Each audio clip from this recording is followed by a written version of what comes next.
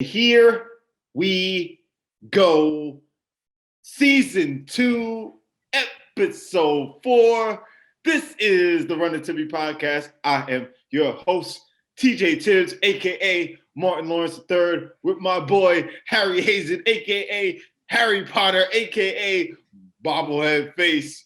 We are missing our co-host Steven Diaz, aka Sanitation Steve, aka Scuba Steve, aka he's built like Cameron Diaz. We are here today to discuss who the bleep is actually helping you get better in basketball. And the premise behind today's episode is a lot of trainers and different people that are in the game of basketball have given themselves different names. Some of it is branding, some of it is the method they are using to help you get better in basketball. I am here, or we are here, to present 5 of these names, amongst some others that may come up. We have player development, skill enhancement, trainer, and coach. And while I think each of them have a place in the game, is it just some Fluffington post? Harry, I'm gonna let you jump into this. I was about to ask you a question first. Okay, go Because ahead. you would call yourself a coach, would you not? I would. A lot of people would not, depending on what side you're on. The TJ Right, but Tibbs, but sure. so when you go run a lot of the workouts that you do for younger kids in Staten Island, Mm. are you also a trainer or are you Coach TJ I Tibbs actually all the time? I make it a point at the beginning of almost every workout to say I'm not a trainer.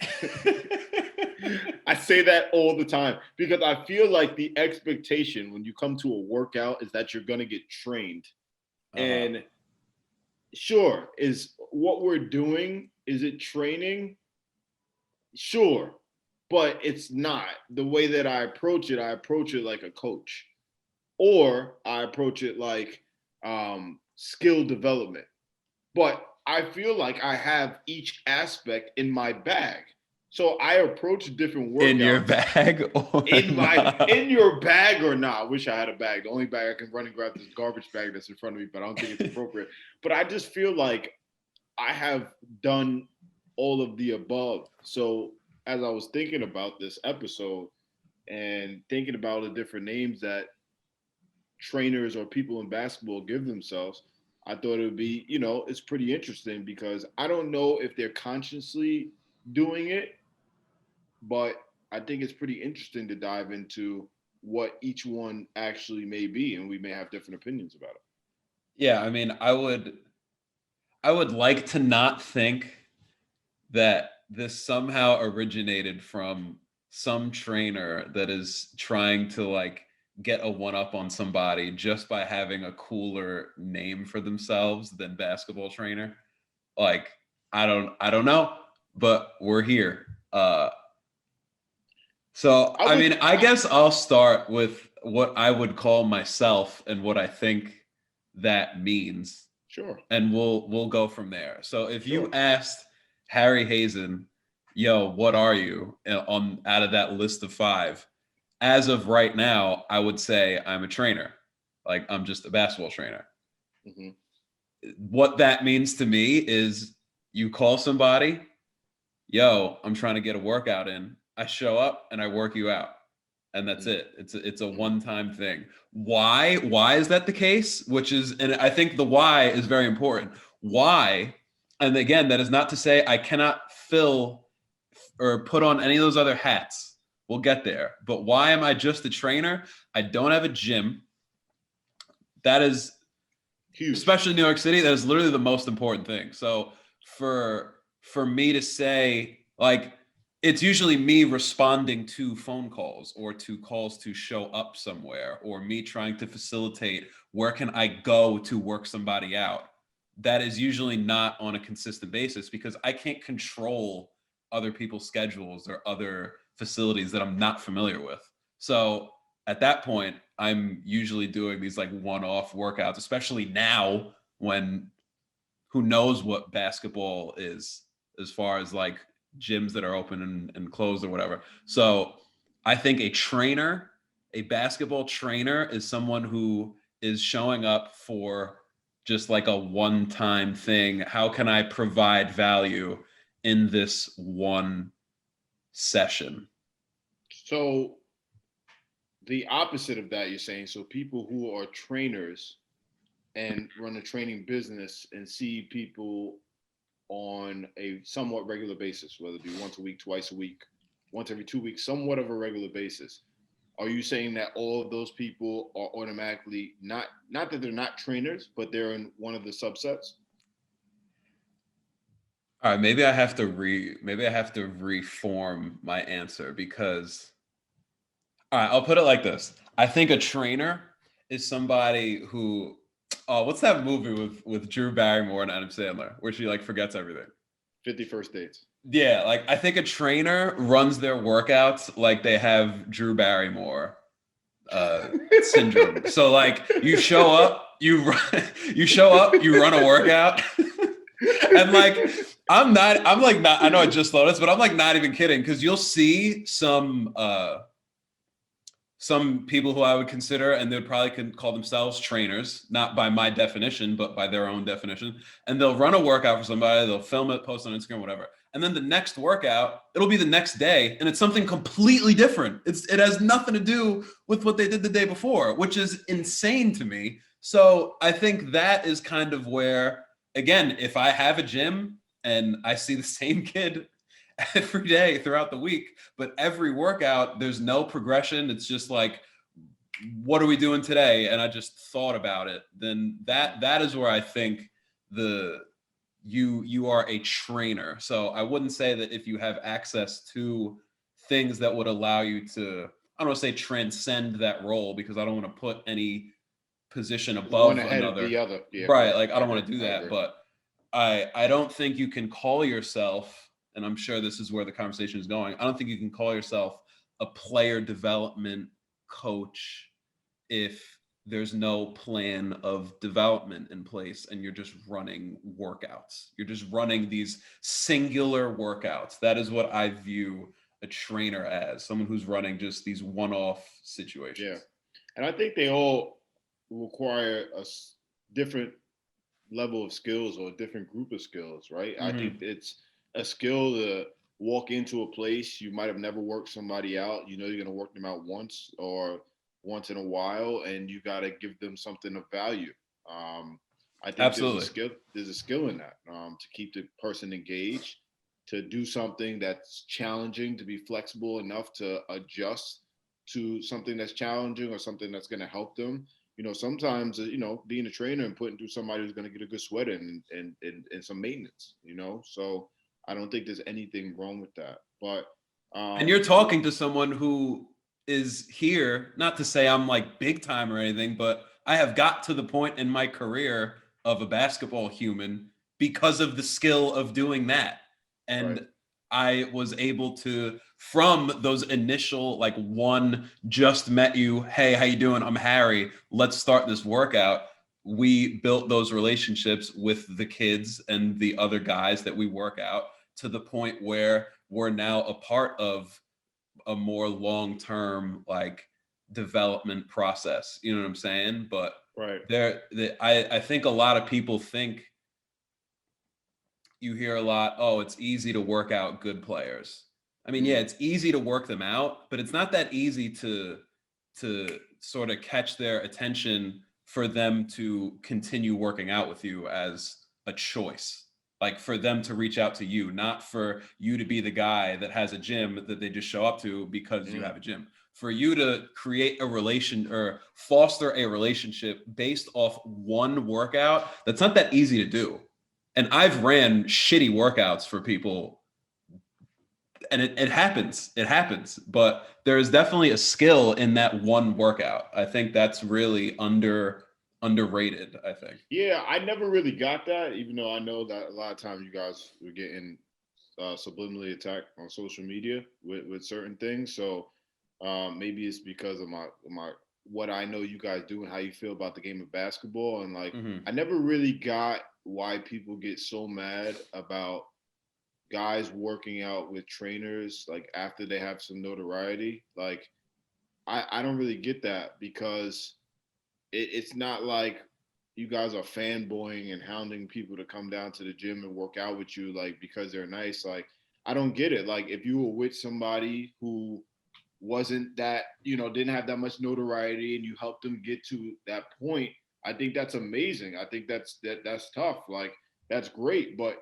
everybody has a place in helping somebody get better, whether it's a day, whether it's a year, whether it's 2 years. Like it's just you did your time, and hopefully if you can elevate your game where the kid keeps going to you. Like maybe you had a kid from 5th grade to 12th grade and nobody cared about him until the spring, and now they're a Power 5 player and an NBA draft prospect. Well, hopefully that kid still comes back home and works out with you. Right. And if not, then that's probably an indictment on your relationship with the kid or your ability to help the kid get to the next point. So it's I never really understood that. I mean, I get it what it looks like from the outside. Like I've seen those things and I kind of get it what it looks like perception wise. Mhm. But maybe because I'm close to you guys and I understand like how these things are actually happening and the type of workouts you do run and that the relationship that you build with the kids that make them want to come. I think that's important because a lot of these kids, especially in like the New York area, when you're nice, like a lot of people are just on you, Mhm. and these kids can't go anywhere without people kind of wanting something from them. And Yeah. they kind of just able to be kids in your workouts, which I've always thought is a unique environment that you create while fostering an environment where they're getting challenged and getting better. So Mhm. it's something that I can't do because I'm one of those guys that's like, you come in the gym, you're gonna have your serious face on, and we're gonna work like professionals. Like that's just my demeanor and my mentality. So a lot of people probably wouldn't want to come work out with me for one time or 2 times. I've always said I'm not for everyone. It's different strokes for different folks. So, Mhm. um, but let me get to Oh, I was gonna say, I think I have an answer to your question Oh, go ahead. because, and one person who I will shout out because I actually said this on his podcast, Mark from Team Footprints, who is also one of the guys who is really outspoken as far as being, quote, a heavy lifter in working kids out from when they're young and seeing and staying with them as they transcend to like the later and more advanced parts of their career. I think the thing that would upset people about a trainer that just randomly starts working out with someone when they're good is it a lot of people, this is what I said on his podcast. I am not numb to the fact that I work out or at least became popular for working out good kids. Like Mhm. nobody knows me for working out one like my friend's little sister in the back. Like that's not why I'm here. You know what I'm saying? Like people know me for becoming the trainer that I am from working out all of the really good guards in New York City in 2017. Like that's why I'm here. And a lot of people would take that opportunity and market themselves as the reason that Isaiah Washington, that Jordan Walker have success for that time period. And that's just like not true. Like I didn't jump into those workouts and immediately change the course of their career. Like that didn't happen. You can't do that. But let somebody else get that opportunity who needs to get their name out there. And I've seen it happen. I've literally seen it happen. You get that one workout in and there's a facade of like this relationship that you have with this person that Little bro. can't yeah, like that just can't exist in one workout. Like I don't even put out there now. I've known a lot of these kids for 4 years now. I don't even put out now like, yo, my bro doing whatever, da da da da da, hashtag run the city. Like, I don't do that. So I could see why, if let's say I worked out Isaiah or whoever since they were 10, I could probably see myself being pretty pissed off if someone who I know And in my opinion, since I've seen this kid develop, I probably have a better idea as to what's best for that kid as opposed to trainer that just gets that one workout in. It's going to piss me off when that person just shows up on a Friday night because I couldn't be there. And now good work with my bro, Zay. Like, that would get me tight. So, like, I understand the sentiment, right? But like I said, I feel like it's more of an indictment of, like, if the kid's not going to anymore, then what, what's going on with that? Like, I don't know situations, but I don't get it. Like, especially in New York City, if the kid has an opportunity to get in a gym, which we know is very difficult, then what's the problem? Like, and I think if people, I just feel like in general, people just need to direct their energy directly to people if they just think that something is wrong. And I don't know. I don't want to get heavy too into it because we're talking about other things. But yeah, it's a whole different conversation. But can we get spicy though, real quick? Because since we're on it, real quick, can we get spicy? How much of that sentiment do you think was because you guys are white? Ooh. I don't know. I've never really thought about that, but I just don't even answer it. I just put it out there. Don't even answer that. I don't know if you think you felt. I don't even know if you put yourself in a position to say that might have played a role in it, but I don't know. But all I know is I walked into Millbank, which is not exactly in Chelsea. Not to say that I never felt like an outsider in any of those places. You know what I'm saying? Yeah, so because it's hoops, man. Hoops. Yeah. Hoops transcends all that race stuff. It really does. But I want to talk about skill development because that's something that gets said a lot, right? Skill development. It even gets used by coaches a lot. Skill development, my skill development section, my skill development. And I think what most trainers do now is skill development. You get them in a gym and you're working on your skills. Passing, dribbling, shooting, moves, whatever it may be, right? Footwork. You're working on your skills. You're developing your skills, whether you're stacking them or not, whether you're layering your skills or not. You're getting in there and you're mostly working on skills with the basketball most of the time. How can I score? How can I shoot? How can I create my own shot? Most of it is done, and we've talked about this before. Most of the training workouts is, in general, with businesses and stuff, is with the basketball, which sounds silly to not do things without the basketball because it's usually a one-on-one or a very small workout. But it's building up whatever skills you may need to use in the game of basketball. So I actually think that is what the majority of trainers are doing now. Trainers and even coaches who would say like a skill development portion or whatever. Player development, I feel, is focusing on the player as it sees fit in the game of basketball. So that's film, that's working on feel, which now I'm a big believer on. It's learning to play with others. It used to be one of those things on report cards, right? Plays well with others. in the conduct part. Right? And I'm old, but like when I was in public school, it used to be like ESMSAS. That's what I had. Nah, I had E's, G's, I don't know, whatever. But like plays well with others was a part of the shout out to all my old heads out there that had that on their public school report card. But like player development, I really think is letting the player understand how their actions are going to affect other people, using film. And also, I don't think you could be a player development coach if you've never seen the person play and have a plan for how you're going to help them in their situation. So how do you feel about the difference between skill development and player development? Because I think a lot of times people just say player development or they just say skill development, and it's just thought to be the same thing. So what's your thoughts on that? I think the term, again, I think I said this before, the term development is going to just imply there is some long-term plan that is personalized.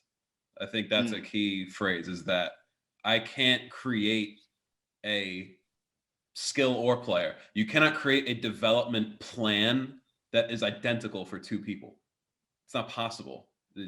There's no way that just any kid that isn't a complete blank slate walks into your gym and they both have the same necessities. So I want to make that clear as that part of it first. That's a good question. I've never really thought about skill versus player. I guess the rationale behind a skill development, and I'm just like now playing in my head a lot of like the Michael Lancaster posts and talks that he's given, is because I know he talks about like the difference between the two a lot. I think if you are just working on somebody's skills, you're probably hoping that whatever skill set, whatever drills you give that person, that those skills will sort of translate to like a level of feel that you're talking about, if that makes sense. Like, for instance, if I'm training a point guard and I just give him a million 2-ball drills and tennis ball stuff and whatever to improve his handle, I am in turn, my philosophy is probably that as long as you are super skilled, you'll figure it out You'll in whatever conquer the next step. Yeah. yeah, like you'll just figure out whatever situation approaches you because you're that skilled, and that's just what it is. Whereas I think player development, like what you got at, it's gonna be relevant to the games that you're playing. You know, I don't think necessarily a skill development coach would really care what your high school coach runs offense wise. I think a player development coach, which is why it's pretty funny. There's no, on an NBA staff, there's no trainer. There's like, they don't hire a trainer. They Yes, hire they do.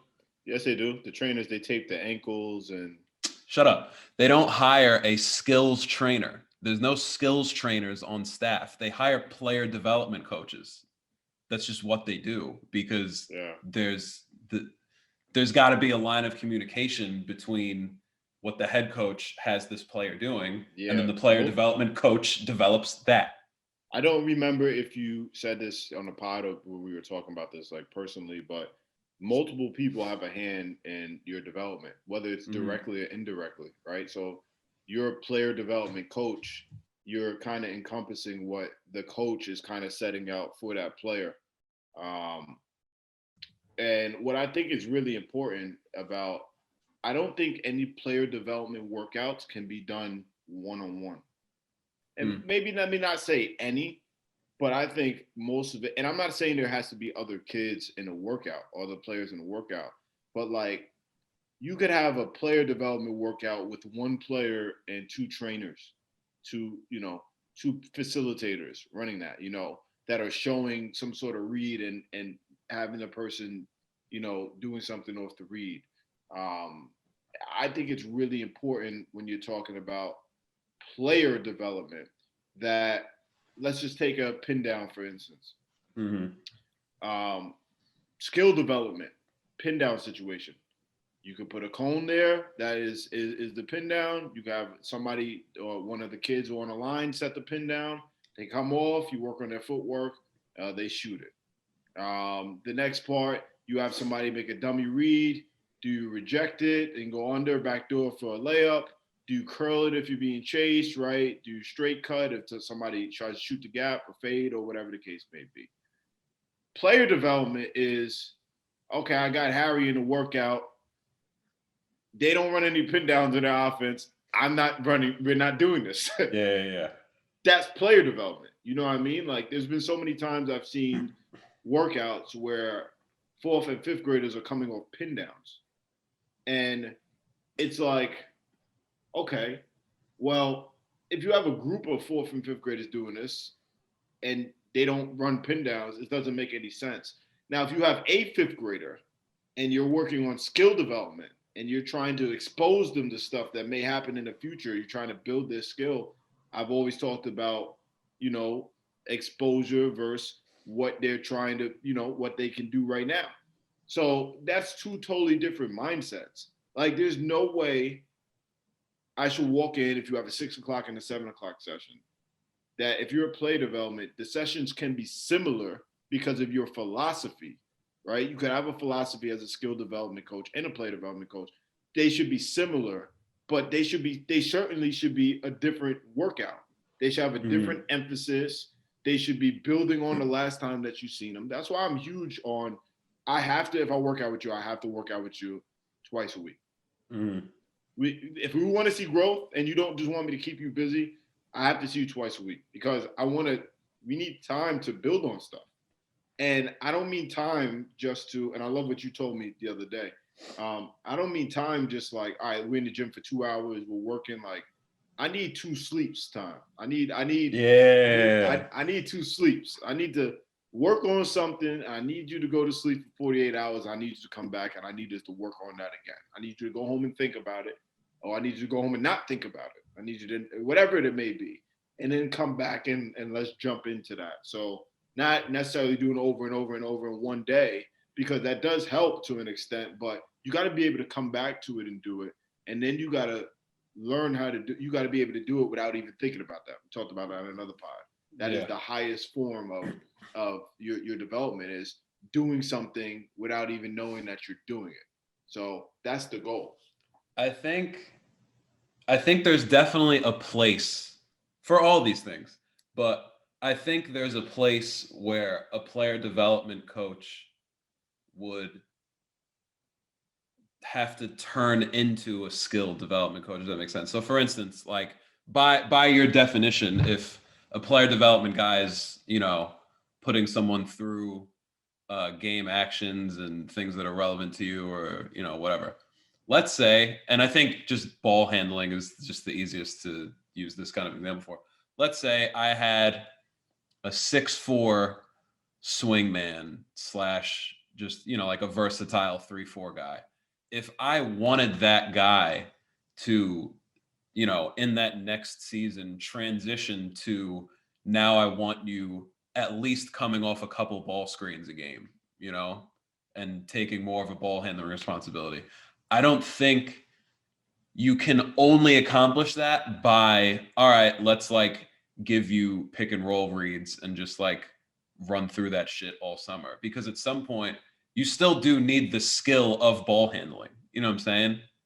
So like you should set, I mean, hey, even maybe if you accomplish all that in one workout, that's great. But you should definitely be setting aside a large portion. If that kid's a poor ball handler, the reads don't mean anything if he literally can't dribble a basketball. So while I'm not a huge drill guy, I don't, like, people will ask me, what do I do to work on whatever. Like, I don't really have answers for that. I really don't. But I do think that there is a time and a place, especially for younger kids, to realize like, yo, the game, like the game actions aren't important right now. I'm not that good at stuff, like that. I think that's an important differentiator between the two. See, you said something important, because I actually think. Did you just call me Steve? No, I said, so you just said something Oh, important. I definitely sorry. didn't say Steve. So this is actually the episode when we find out we have Run the Tibby. Are you Run or you the? Like, which one are you at this point? You got to call dibs on something. Gotta call dibs on something. I'll take Run. Okay, you take Run. I'll take okay. Run. I'm gonna let Steve know he's the. But I actually just think about this. If you had a 5-man that's never been the lead on a pick and roll before, right? And let's just say at the college level. So somebody who's been playing basketball for a while and they don't dribble the basketball more than like 1 or 2 times for a dribble handoff or something, or the crab dribbles in the post. I actually, me personally, would run that player off a million ball screens before teaching them how to dribble. And the reason why, I think, out of just trying to do it, like, some of your inquisitive, creative mind is just going to try to figure it out. And while you're trying to figure out, you don't have the skills to execute what you're trying to do, but you're actually seeing what you need to do, right? Then I would say, all right, now here's your 2 ball drills, here's your this, here's your that, you're gonna do this, and then keep feeding them a steady dose of these pick and rolls. And as their handles getting better, it's coinciding with them as they understand at least how to set up a pick and roll now, but now they're doing it better because their handle's getting better. I'd rather do that than have their handle be good, because we've seen a lot of people with good handles that still don't understand how to use the pick and roll or don't have a feel for it. You know what I mean? So I think it's the other way around. Is I would run that person off all this and go, yo, just go. Right? Like I think there needs to be so much free play. There needs to be enough free play where you just shut up in the training session or in the coaching session. Like, just let it happen. Just let them figure it out. Don't overcoach it. Just let them go. Don't even correct them until after the whole entire thing is it. And don't correct them. Give them things to think about. Like, don't make faces like, why did you do that? Just let them try stuff. And then let them figure out on their own what they can't do or what they shouldn't do. And then rein it in while adding to their skills. So I think an important part about what you're saying that can only be accomplished with the sort of throw someone into the fire method that you're kind of describing is that film is really important. And film is more often really important when it pertains to like a basketball game. So if you're filming someone doing a 2-ball dribbling drill, yeah, you could show them what they could do better and like why they're messing up or what they're whatever. Like that isn't as complex of a conversation as, these are the reads that you need to make off a ball screen. And those are the more important conversations to have, if that makes sense. So I think part of player development, or at least a bigger part of it, is constantly analyzing that film, because film number one, where, in your situation, first workout, all right, just come off 1 million ball screens and see how much you suck. That film is going to look way different in 5 weeks, but some of the same problems may exist. Will exist. Some problems might go away. Some new problems might come up because he's getting himself in a different situation. Maybe he's like actually getting around a hedge now, and now the problem is making decisions like going downhill. So if you're not constantly filming, which is why all high-level programs have an entire person dedicated to breaking down in-game and practice film, you can only get so far. You can only get so far without doing that. So that's why I think film is really important. Let me ask you this. Let me jump to this. So player enhancement or skill enhancement, right? So skill enhancement. Have you ever heard that term before? I have. Okay. What's your thoughts on what that is, first and foremost? Because maybe we have differing opinions. So and again, just playing Michael Lancaster Instagram posts in my brain. You're giving him a lot of publicity, man. Like, you give him a lot of pub, bro. I mean, as far as I know, he's the person that made up the term skill enhancement. So here I am. I have no idea who did or whatnot, but I could be wrong. Could be wrong. As far as the term skill enhancement, my understanding of that concept is I am going to give you attributes and skills that aren't necessarily specific to an actual basketball game at all.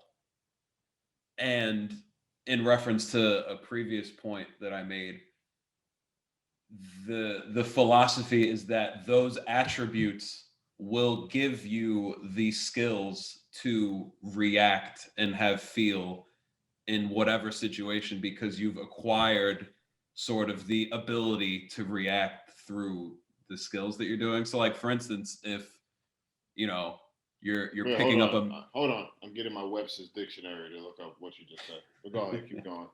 And I don't even know what you just said. Yeah. Okay. Hoopla. I ain't hear a word you said. Hoopla. Lotto won that round. Just saying. So here's an example. You're picking up a medicine ball with one hand while you're dribbling with another real basketball. Thing we've seen on Instagram a million times.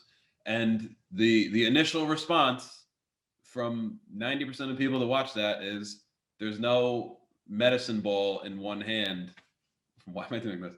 There's no medicine ball in one hand when you're playing a basketball game. So why would you? You did hit your salt bag. Anyway, there's no medicine ball in one hand when you're playing a basketball game. So why is this prop in the drill or whatever? But the philosophy is that you are just training your ability to sort of Offhand cognitively activation, it's called. Yeah, I mean that's the term, but they're trying in that method to get you just able to use your offhand, period.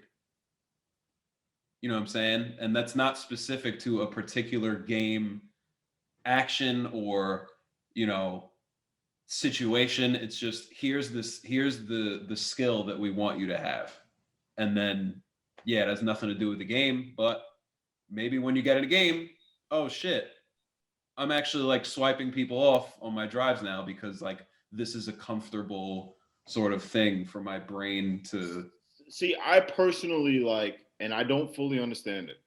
And shout out to Kai. I mean, I don't even know what I just said. So like, Well, nobody knows what you said. Don't worry about it. But shout out to Kai Dixon because me and him had a convo about this, and like, I don't get it, and I don't think it's wrong because I don't get it, but I just don't get it because swipes was actually something that we tracked this year because I felt like we weren't coaching it well enough because our guys weren't doing it well enough.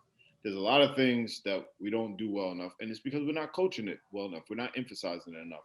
So this was the first year that we were able to have some preseason workouts. So I said the one thing every guard is going to be able to do is to swipe off a rip through and swipe off the dribble, right? And one guard in particular who ever had it in his game picked it up better than anybody else, and that was Andrew Cartalis. Shout out to him, graduating senior. And we never, I would have never had them do the medicine ball stuff or the picking up the rip cone. And I don't know, but I don't think Drew would have understood the concept of it as well as how we taught it, which is to actually everything you do is to actually swipe and to swipe twice. We would always say swipe twice because you swipe one time and then they still have the hand on you. Just get in the habit of swiping twice. And my philosophy with swiping was that if you teach them to swipe twice, maybe they'll swipe once, you know, because that's what we're really trying to get them to do is one time. Or walk around randomly when we're doing stationary ball handling, put the hand out and just automatically just swipe it. Trying to trigger the what's the word I'm looking for? That. Like the whenever you see something, if you see this, your response is this. Trying to trigger the response, right? Whatever it is. I'll remember the word later. But the reaction, whatever the I can't think of the word right now. Just keep going. Yeah. in your whole voice. Freeway, keep going. But no, I don't get it because I see a lot of little kids doing it, just dribbling, smiling, and just the medicine you look crazy. Shout out to my barber. I'm gonna see you on Saturday anyway. Shout out to my barber, baby. But I just don't I understand that, and I think maybe it's a concept for maybe older or more experienced people. But here's what I think skill enhancement is, and it's kind of totally different from the mumbo jumbo you said. I think it's for elite level people or people who have elite level skill or skills. So, for instance, JJ Redick is an elite level shooter. I ain't gonna teach the boy how to shoot. He gonna come to work out with me. I ain't gonna teach him how to shoot. I ain't telling him to tuck his elbow. I ain't change his release point. I'm not doing that. So how can I make JJ Redick better at what he does? Maybe it's transitioning him to coming off pin downs and hopping instead of 1-2, right? Maybe whatever it may be, it's you do this really well, but this is how you can do this better and more efficiently. You know what I mean? So like that's what I think skill enhancement is. I think skill enhancement happens at the top of the skill chain, not just like elite like NBA players, but guys who do certain things really, really well. Like, okay, you're a point guard and you come off the pick and roll, you make every pass really well.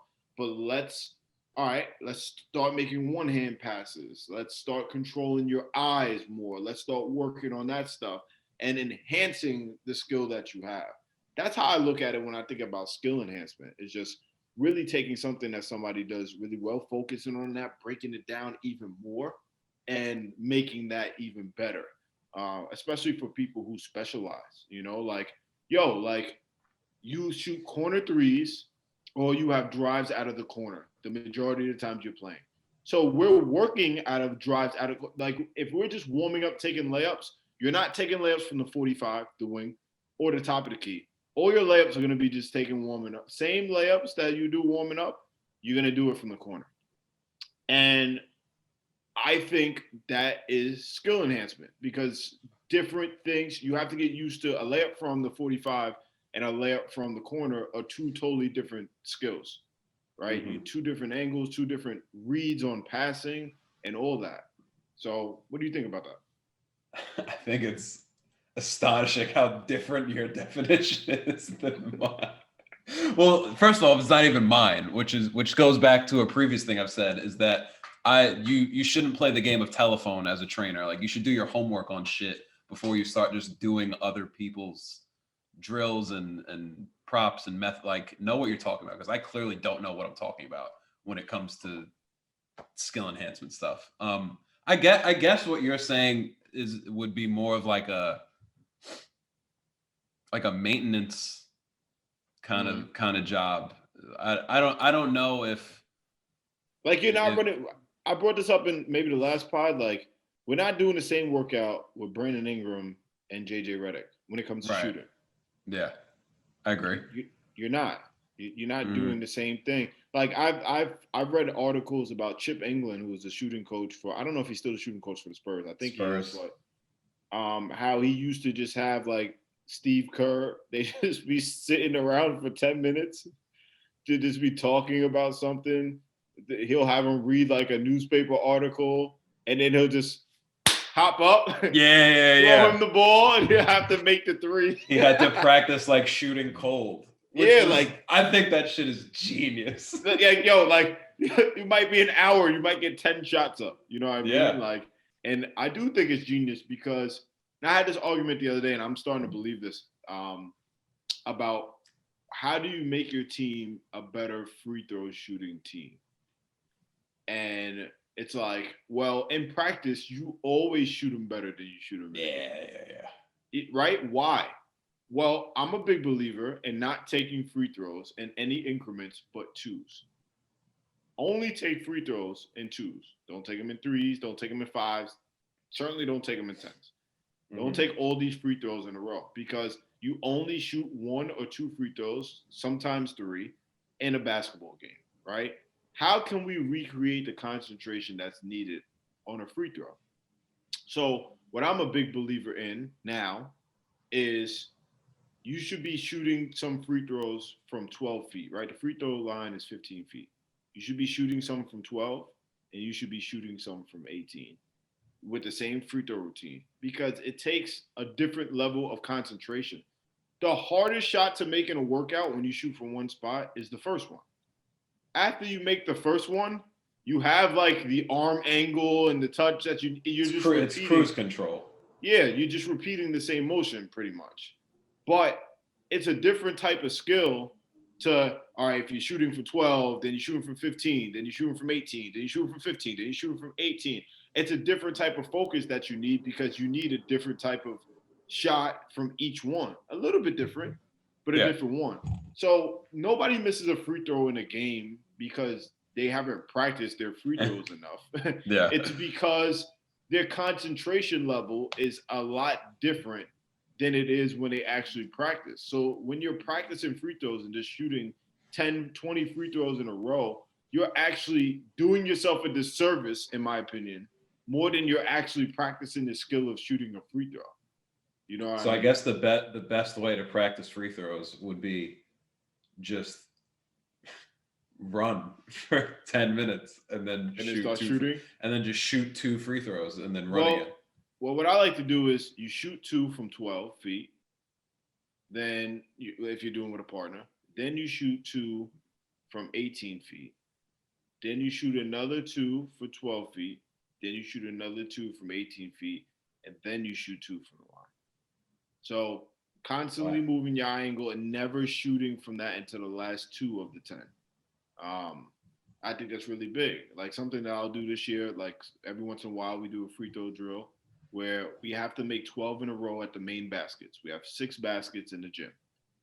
The side rims are practice, the main rims are the real thing. Everybody gets 2 shots when they get to each basket, but we're only counting the ones at the main basket. For Mhm. us to leave practice and for us to not run at the end of practice, we as a team have to make 12 in a row at each basket. Okay, that's something we did in our Monmouth days. So what I'm going to do this year, my Monmouth days, shout out to Dave Calloway. What I'm going to do this year is on one side of the side rims, they're going to shoot from 12 feet, and the other side of the side rims, they're going to shoot from 18 feet because it's a different level of focus than just walking up to the line and just shooting 4 free throws and then getting your two. Because the pressure, once right, it gets the 8 made on the basket, people are whispering, how much is it? Oh, we got 8 over there. Yeah, And you're yeah. counting and you're trying to see who the person is going to make 11 and 12. And it's a different type of pressure when you got to shoot to make those ones to end practice or we run. It's way different than the other free throws you're going to take. And that's the atmosphere you're trying to create for the game. The same thing where all these things might creep in your head. Oh, don't miss, or don't leave it short, or you're trying to train the mind to just empty of everything. You know, like I'm a big person that tells kids when they're struggling from the free throw line, think of your favorite verse, and as soon as you get to the line before you get the ball, just start saying that verse in your head. You know, and that's really Interesting. big.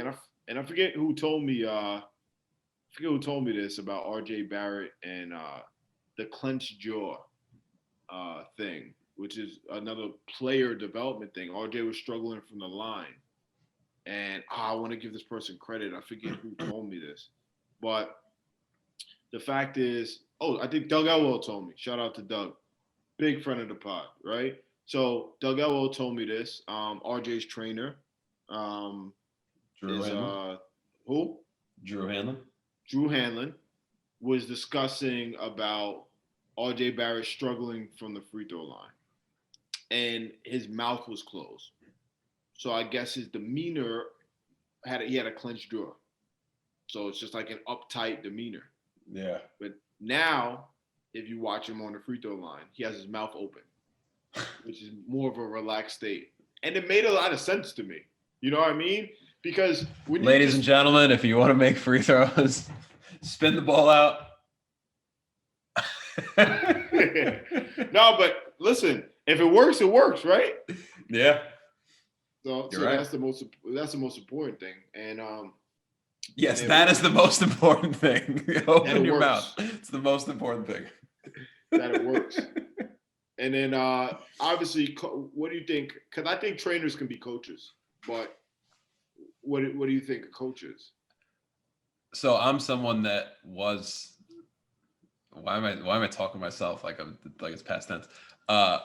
I was only training people for basically 2 years, and actively said I didn't want to coach, and then I ended up on 2 separate staffs 2 seasons in a row. So I think while I was still a trainer, you're not doing the same things. You're just not.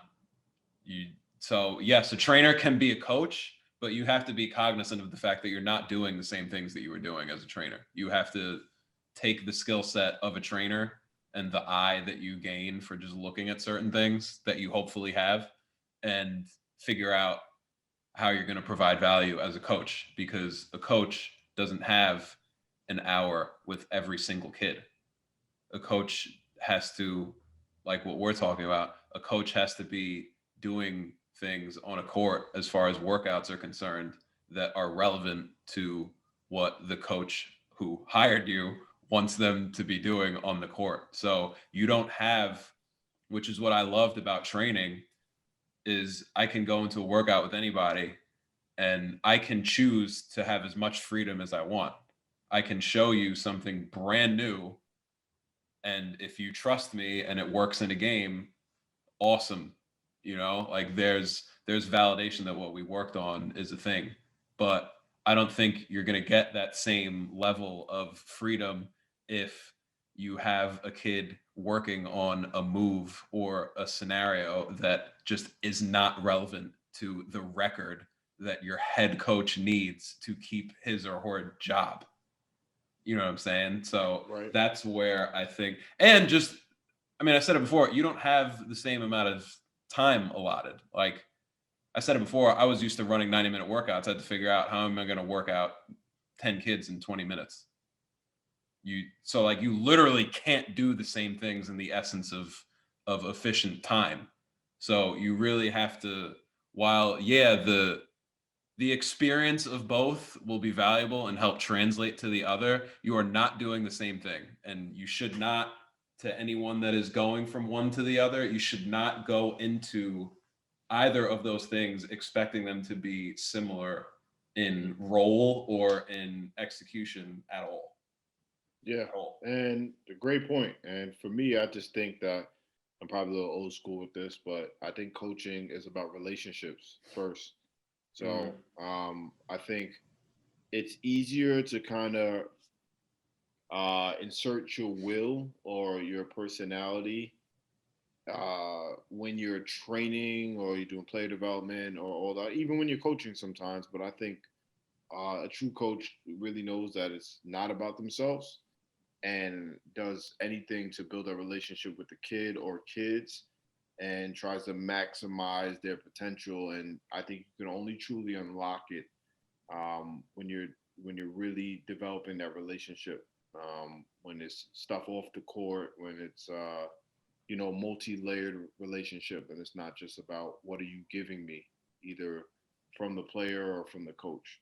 So I think you put it in a great way. I think it's two totally different things, two totally different skill sets.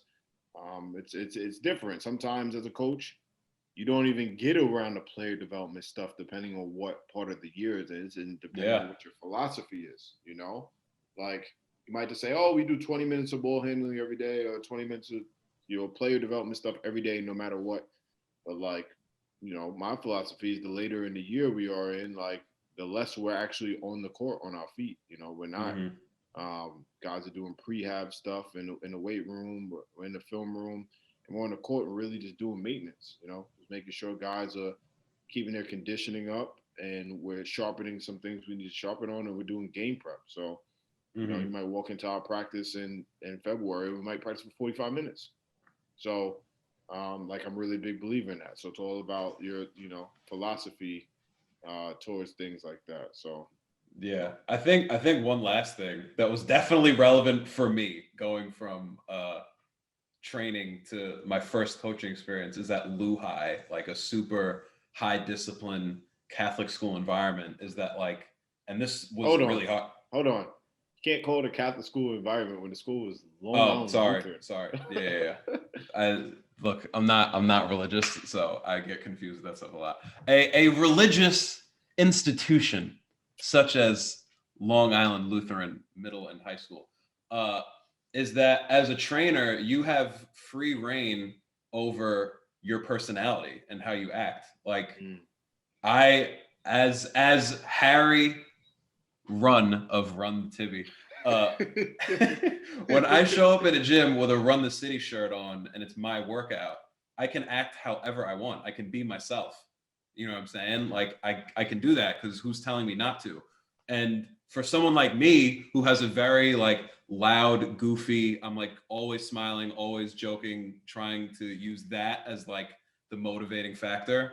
I have to be very different if I'm coaching in an environment where that's not like the status quo, if that makes sense. Like when I show up to a Rich Slater practice, not to say that, Coach Slater is not capable of putting a smile on his face. Like I'm not trying to say that, but he runs his practices and they're super intense. And if you show up to one of my workouts, I don't think you would say the environment is like intense or you could hear a pin drop, like that's just not what it is. So I have to figure out how am I going to conform my personality around this environment to where I'm not creating a sort of like rift between, oh, there's players that aren't feeling this, but they like the fact that I'm funny, and now like you have that sort of dynamic going on. Like if you're a trainer going into like the coaching realm, you have to realize that you're a part of a staff of a program and you have to represent that program. Whereas if you're a trainer of, and most people now just name, like I could have named it, if it wasn't me and Steve, it would have been Harry Hazen Training. I'm representing Harry Hazen. You're not representing yourself anymore. You're representing 25 other people or more. You could be a whole college. You know what I'm saying? So that's something that like I think people should really think about, that I had to find out the hard way in stories that I don't think I should share. But I'll let you talk now. Well, I think we're going to wrap it up here. Interesting conversation that we had, episode 4, season 2. We need you guys to go subscribe on YouTube, Spotify, Apple Podcasts, wherever you can find your podcast. Smash that like button. And we finna order this pizza, and we'll see you next time.